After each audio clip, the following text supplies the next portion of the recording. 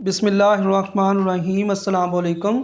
तो आज हम क्लास 10th की एक्सरसाइज 1.2 में क्वेश्चन नंबर 2 और क्वेश्चन नंबर 3 में को जो है वो सॉल्व करेंगे। क्वेश्चन नंबर 2 और 3 है एडिटिव इन्वर्स और क्वेश्चन नंबर 3 जो है वो है मल्टीप्लिकेटिव इन्वर्स। तो पहले हम क्वेश्चन नंबर 2 जो है उसको सॉल्व करते हैं और उस देखते हैं कि एडिटिव इन्वर्स जो है वो क्या होता है।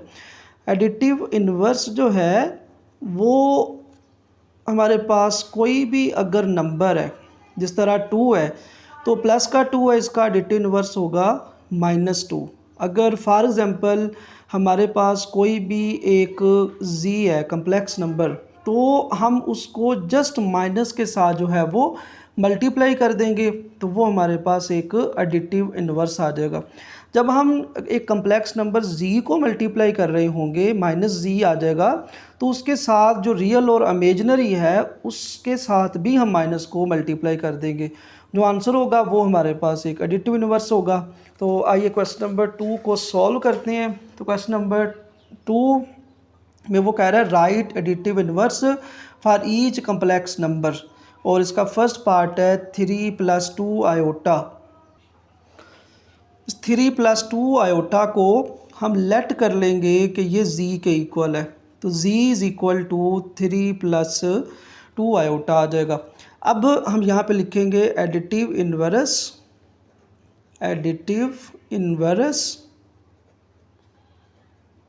Of z। तो हमने सिर्फ माइनस के साथ मल्टीप्लाई कर देना है जो भी हमारे पास कम्प्लेक्स नंबर है।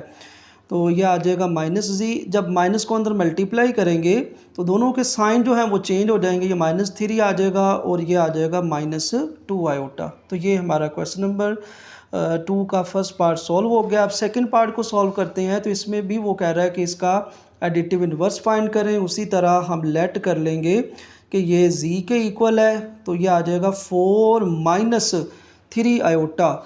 अब इसका एडिटिव इन्वर्स फाइंड करना है। यहाँ पे हम लिखेंगे एडिटिव इन्वर्स ऑफ z। तो यहाँ पे आ जाएगा -z, यहाँ पे भी हम माइनस को मल्टीप्लाई कर देंगे, ये एज इट इज़ आ जाएगा। जब माइनस को मल्टीप्लाई करेंगे तो अंदर वाले जो साइन हैं वो चेंज हो जाएंगे।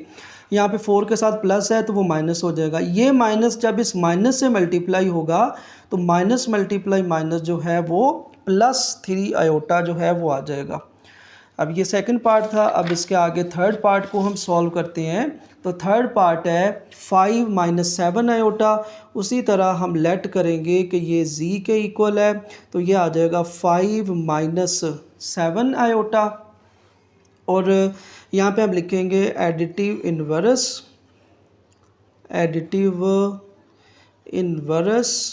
Of z। तो इधर आ जाएगा -z, इधर माइनस एक दफ़ा बाहर लिखेंगे, फिर उसको अंदर मल्टीप्लाई करेंगे दोनों के साथ। ये माइनस जब 5 के साथ मल्टीप्लाई होगा तो ये हमारे पास आ जाएगा -5। इस माइनस ने जब -7 आयोटा के साथ मल्टीप्लाई होना है तो माइनस माइनस जो है वो प्लस हो जाएगा। तो ये हमारे पास आ गया एडिटिव इन्वर्स ऑफ 5 - 7 आयोटा। अब लास्ट वाला पार्ट जो है क्वेश्चन नंबर 2 का, इसको सॉल्व करते हैं। ये है हमारे पास -2/3 + 5/4 आयोटा। इसको भी हम लेट कर लेंगे कि ये z के इक्वल है, तो ये आएगा -2/3 और +5/4 आयोटा। अब यहाँ पे लिखेंगे एडिटिव इन्वर्स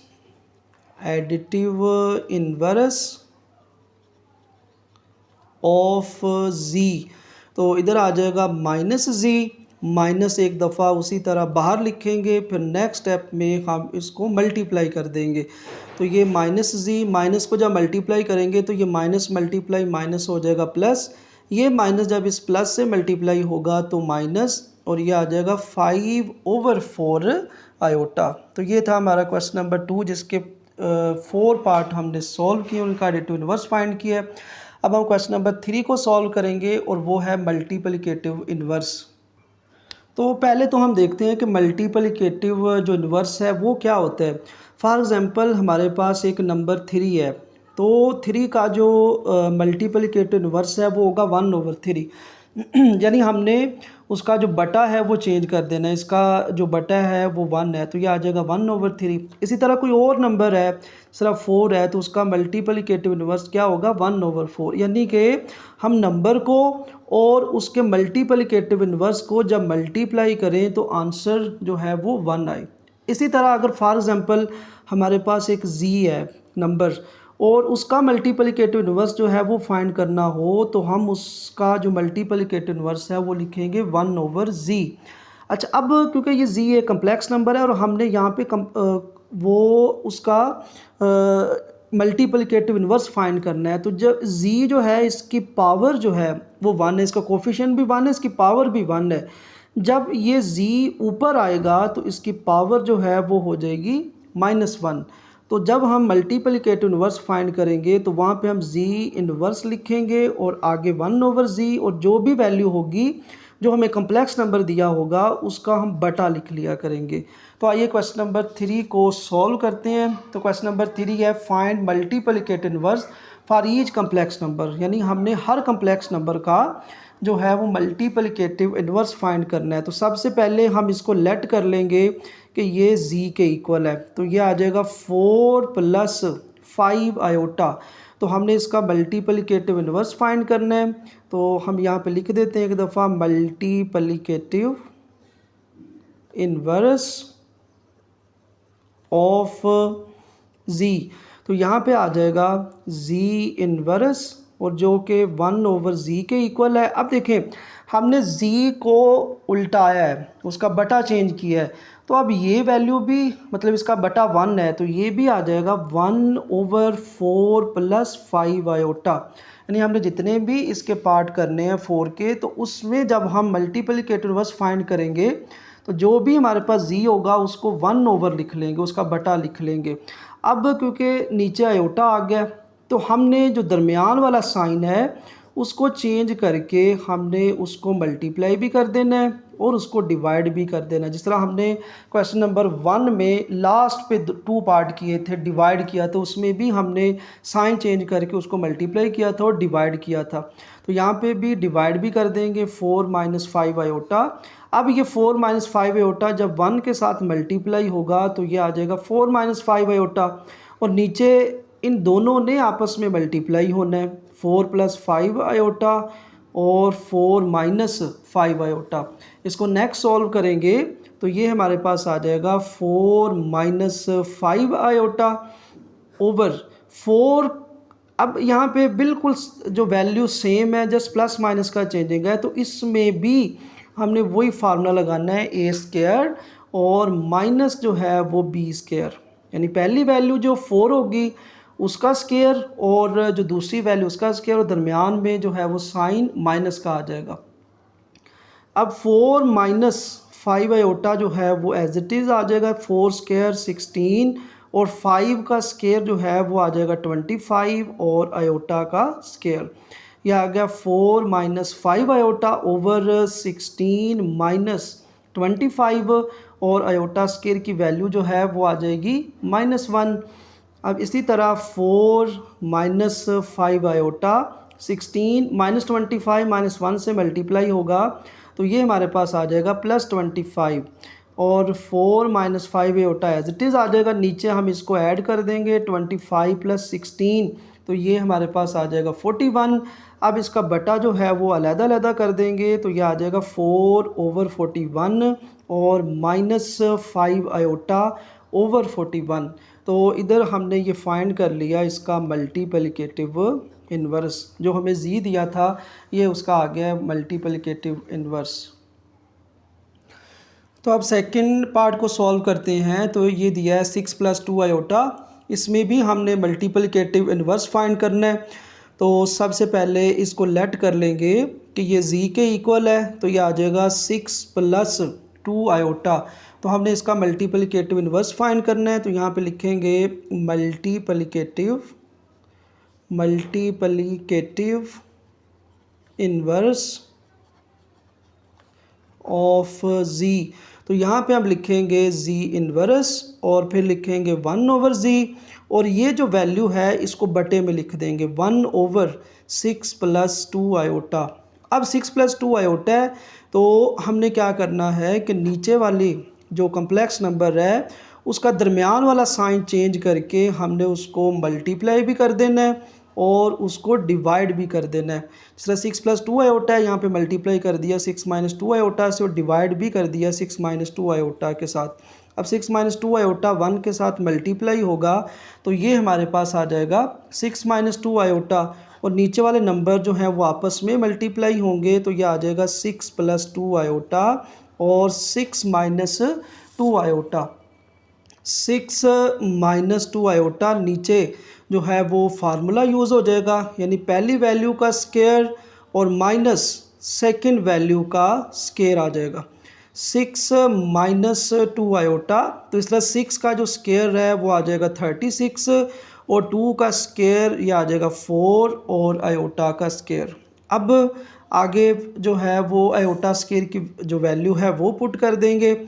यह आएगा 6-2 आयोटा 36-4 और आयोटा स्क्वायर की जो वैल्यू है वो आ जाएगी -1। तो इस तरह 6-2 आयोटा ओवर 36 और ये -4 जब -1 के साथ मल्टीप्लाई होगा तो ये +4 आ जाएगा।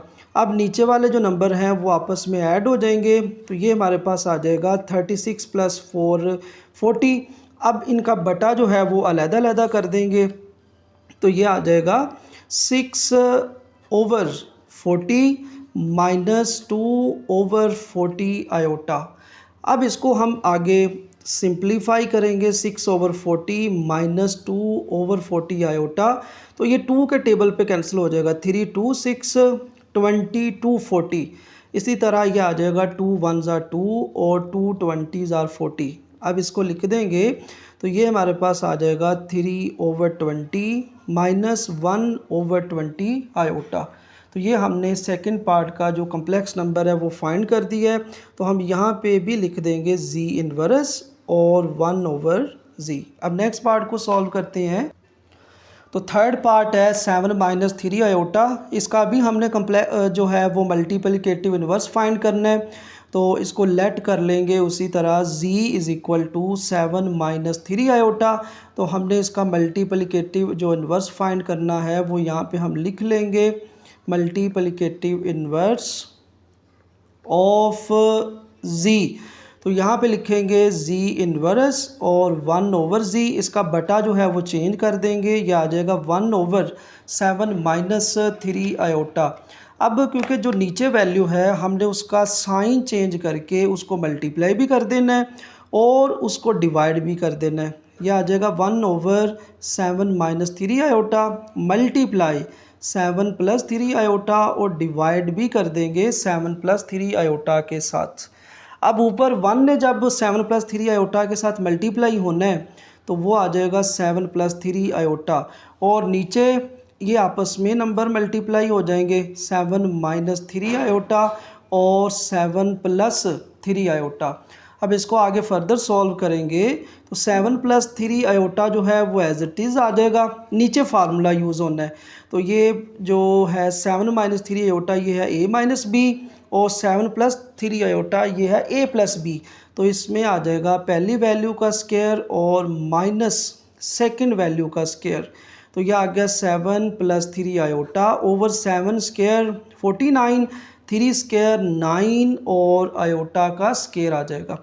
अब 7 + 3 आयोटा ओवर 49 माइनस, और यहाँ पे हम 9 लिख देंगे और आयोटा स्क्वायर की वैल्यू जो है वो -1 आ जाएगी। तो इस तरह ऊपर जो कम्प्लेक्स नंबर है वो एज इट इज़ आ गया, और 49 -9 मल्टीप्लाई -1 तो ये आ जाएगा +9। अब नीचे नंबर जो है वो ऐड हो जाएगा, ये आ गया 7 + 3 आयोटा 49 + 9 तो ये आ जाएगा 58। तो अब इसका बटा जो है वो अलग-अलग कर देंगे, ये आ जाएगा 7/58 और 3/58 और साथ इनके आयोटा आ जाएगा। अब ये सिंप्लीफाई नहीं होने क्योंकि 58 एक इवन नंबर है, 7 एक प्राइम नंबर है, यहाँ पे भी 3 एक प्राइम नंबर है तो वो इसको कैंसिल नहीं करेगा। तो यहाँ पे हम लिख देंगे जी इनवर्स और इक्वल टू 1/z। तो इस तरह ये हमारे पास आ गया है इसका कम्प्लेक्स नंबर का मल्टीप्लिकेटिव इन्वर्स।